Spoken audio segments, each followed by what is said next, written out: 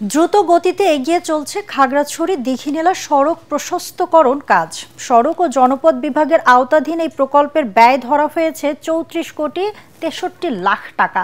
সংশ্লিষ্টরা বলছেন এই কাজ শেষ হলে সাজেক যাওয়ার 3 দশকের ভোগান্তির অবসান হবে। সেই সাথে এই অঞ্চলে বাড়বে পর্যটক ও বাণিজ্যিক কার্যক্রমের গতি। খাগড়াছড়ি থেকে আবু দাউদের রিপোর্ট জানাচ্ছেন ফারহিন ইসলাম টোপা। পর্যটন কেন্দ্র সাজেকের পাশাপাশি দীঘিনালা, বাঘাইছড়ি ও লংতো উপজেলার মানুষের চলাচলের জন্য গুরুত্বপূর্ণ খাগড়াছড়ি দীঘিনালার এই সড়ক। পাহাড়ি ঢালু দীর্ঘ এই সড়কে রয়েছে 50টির বেশি পাক। এছাড়াও সরু এই সড়কে দুটি গাড়ি মুখোমুখি চলাচলে পর্যাপ্ত জায়গা না থাকায় প্রায়ই ঘটে দুর্ঘটনা। দৈনিক হাজার হাজার গাড়ি এই রাস্তায় চলাফেরা করে। পূর্বে 12 ফুট রাস্তা ছিল, 12 ফুট রাস্তার পাশাপাশি 3 ফুট করে 6 ফুট সোলিং ছিল।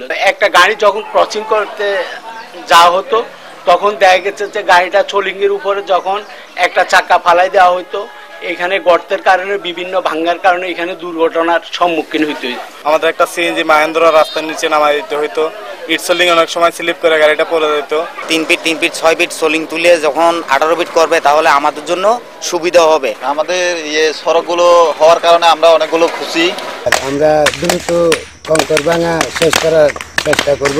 এই রাস্তাটা হলে মানুষের অনেক উপকার হবে। দীঘিনালা রোডে গাড়ি বেশি হওয়ার কারণ সাজেক পর্যটক যায় অনেক বেশি। যদি 18 ফুট হয়ে যায় আশা করি দুর্ঘটনায় হবে না। সড়ক ও জনপদ বিভাগ বলছে দুর্ঘটনা রোধে সড়কটি 18 ফুটে উন্নীত করার লক্ষ্যে দরপত্র শেষে ঠিকাদার প্রতিষ্ঠানকে কার্যাদেশও দেওয়া হয়েছে। আমরা যে ঠিকাদার অলরেডি আপনারা দেখেছেন যে কাজ শুরু করেছে।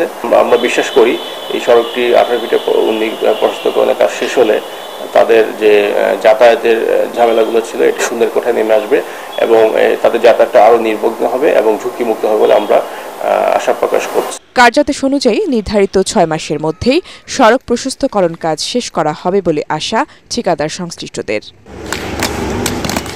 Bureau report, ATN Bangla.